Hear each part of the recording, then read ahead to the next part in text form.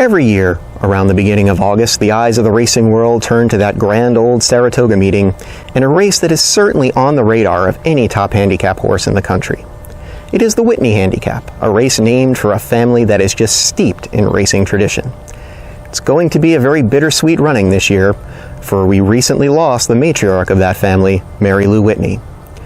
She epitomized everything that racing should be, and truly took care of everyone that was involved in it. Thorofan would like to take a moment now to look back at the amazing life of the Queen of Saratoga. Born in Kansas City, Missouri on Christmas Eve 1925, Mary Louise Schroeder was a go-getter and big dreamer right from the start. When her father's death caused her to cut short a college career to help with the family back home, she found immediate success as a DJ for a popular wartime radio show called Private Smiles. So popular, in fact, some said it had better ratings than the shows featuring the iconic Walter Cronkite. If the name Private Smiles sounds a little familiar to racing fans, it was the name the Whitneys gave to a horse that was good enough to run in the 1973 Triple Crown Series against Secretariat and Sham. Bitten by the acting bug, the young country girl took off for the bright lights of New York City to try and get her name in lights. That career never really took off as she would have completely hoped, though she did befriend such greats as Audrey Hepburn and Truman Capote. But her foray into the socialite scene of the elites certainly did, and in 1948 she married Frank Hosford, who was the heir to the John Deere fortune. 4 children came from that marriage, but the good times were not to last, and they eventually divorced. She was not alone for long, though, as she caught the eye of the very wealthy C.V. Sonny Whitney, and they were eventually married in 1958. It was through Sonny that Marylou was introduced to the racing scene, and specifically Saratoga Springs. It was there that she fell in love with both the horses and the area, living in the Katy Hill estate on 150 acres in her beloved town. The racing stable had some great success during the decades of the 60s and 70s, but the same could not exactly be said about the town. Saratoga was not the summer destination it is today, and at her husband's urgings, Marylou set out to change that. She has told Sonny, "With your money and my enthusiasm and work, we can light up this town." Through her style, grace, will, enchanting personality, addictive enthusiasm, and charm, she livened up the old upstate town all right, and truly worked to make Saratoga the place to be during the summer months. Her philanthropic endeavors also helped grow the town in many ways, but more on that in a bit. In the 1980s, an aging C.V. Whitney began downsizing his racing operation, not wanting to burden Marylou with the pressure of running a racing stable to leave her free to do the traveling she so loved to do.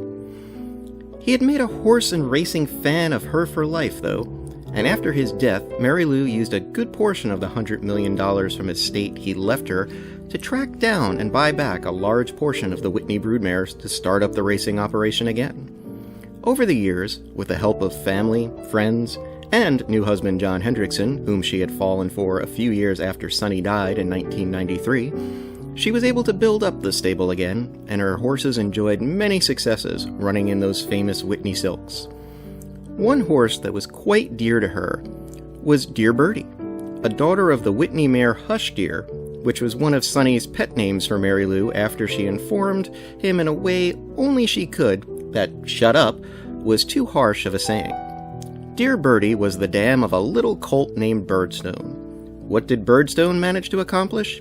Oh, only this on a day when 120,000 people had packed Belmont Park, waiting to witness what was meant to be history and a sure thing. It's just one furlong away. Birdstone is an upside front. They're coming down to the finish. Can Smarty Jones hold on? Here comes Birdstone. Birdstone surges past. Birdstone wins the Belmont Stakes. Smarty Jones was valiant but vanquished, finishing second. After vanquishing the gallant Smarty Jones in the Belmont Stakes, Marylou had this to say. Something you pretty much almost never hear from an owner that had just won a classic and demonstrated once again her true love for the horses and for the fans that make this sport so great.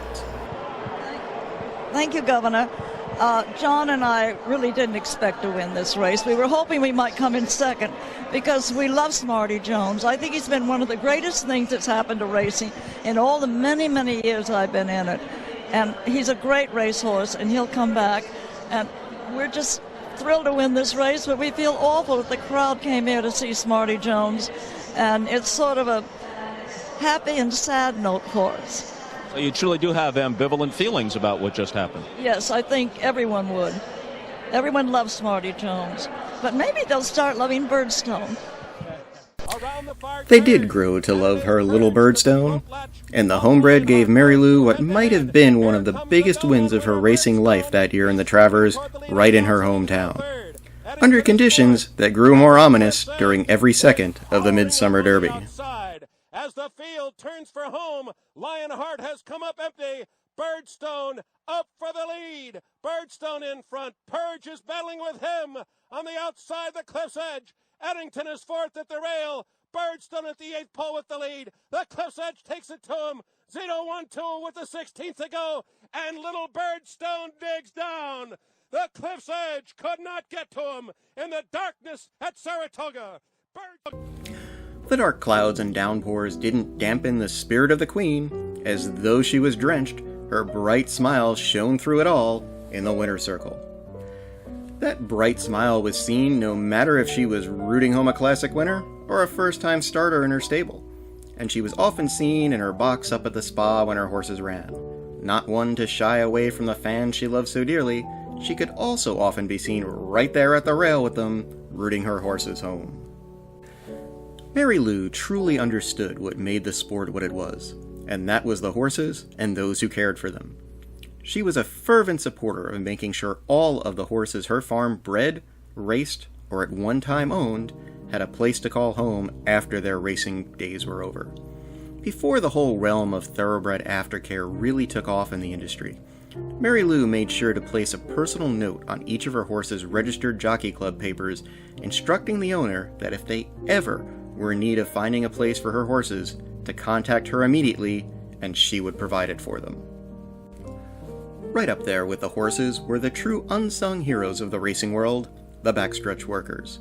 Marylou loved them all as she did her own children, and every year at Saratoga, she and John made sure to give them the credit they so richly deserved by holding a special event, be it bingo, games, or dinners, every night of the racing season to show her appreciation for all they did. She fought feverishly to make sure their needs were taken care of the same way they took care of the needs of all of the horses day in and day out. Her caring spirit was not limited to just the horses and the industry, though.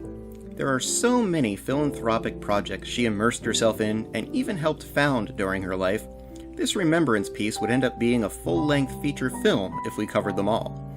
Some of the lesser known of her exploits include her reportedly being the largest donor to the 1980 Olympics in Lake Placid, and supporting numerous sled dog teams, including a few that won the famous Iditarod sled dog race in Alaska. In her hometown of Saratoga alone, she was responsible for bringing the Saratoga Performing Arts Center into being, and also the creation of the National Museum of Dance, a huge passion of hers, and she has underwritten the residency of the New York City Summer Ballet every year that it performs there. She was rewarded by the museum for all her work in fundraising and support by being the first star on their Walk of Fame. She cared much for the health and welfare of women and children as well, making numerous donations to places such as the University of Kentucky Markey Cancer Center, the Saratoga Hospital's Cardiac Catheterization Lab and Radiation Oncology Center, the Stroke Recovery Center at Cardinal Hill Rehabilitation Hospital in Kentucky, and held annual luncheons that helped raise funds for the Breast Cancer Research Foundation. Ever the socialite, she was perhaps best known for her amazing yearly Whitney galas that took place at the Canfield Casino in the heart of the city. They were strict A-list events, and many a star have been known to be invited to this highlight of the summer season. She attended and hosted many events in Saratoga and all over the country, mingling with such famous folks as Prince William, President George H.W. Bush, Imelda Marcos, Tony Randall, Walter Cronkite, President Ford, and so many others through her illustrious life. When Saratoga was ready to celebrate its 150th anniversary, of course it was Marylou who was front and center in the planning and celebrations. She could be seen all over Saratoga, for after all, without her dedication and hard work for decades, a celebration such as this likely never would have been able to occur. Along with all of her hard work and dedication came the accolades from the industry to recognize her.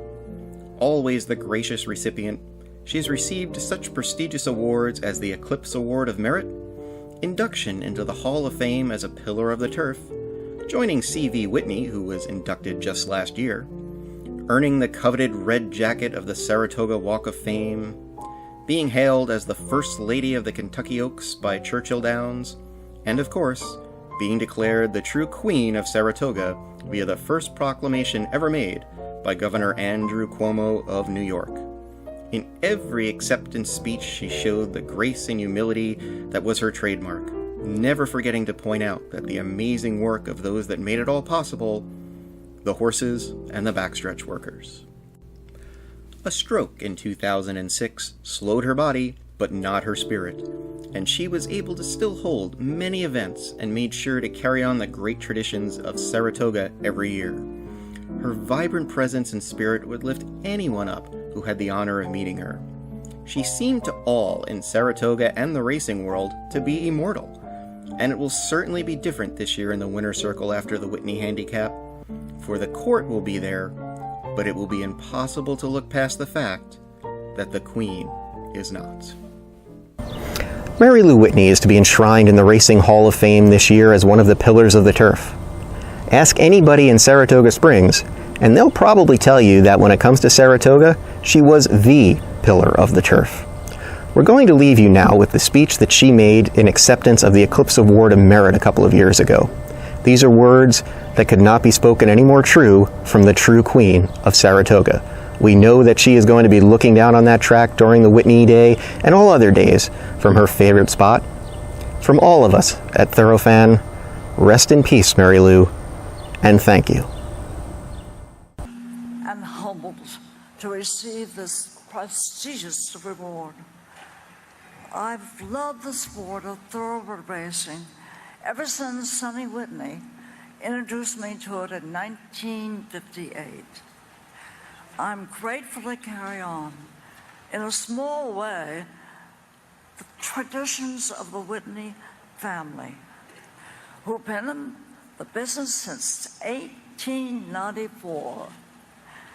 Horses and people involved in racing have always given me more than I could ever give them. Horse racing is where I feel the most alive and at home. You are my family.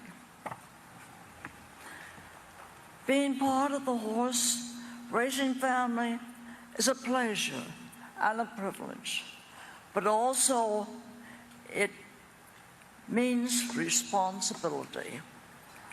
Many first-time owners get very frustrated if they do not achieve instant success. However, over the years, we have all learned success as an owner, which means our horses have finished a race unhurt. As owners, you should be accountable for the horses. All owners should. From the beginning of their lives to the end. We are advocates together. One must fight to ensure that there will be another ever horse slaughtered in America. Another obligation we must share is our backstretch workers. They are the sport's unsung heroes. These wonderful people work long hours in dangerous situations while often living in poor conditions. All of us should try more to improve their lives and advance their dignity. we all should also remember that racing is not just about betting. The beauty, the pageantry, and flair is what separates our sport from any other.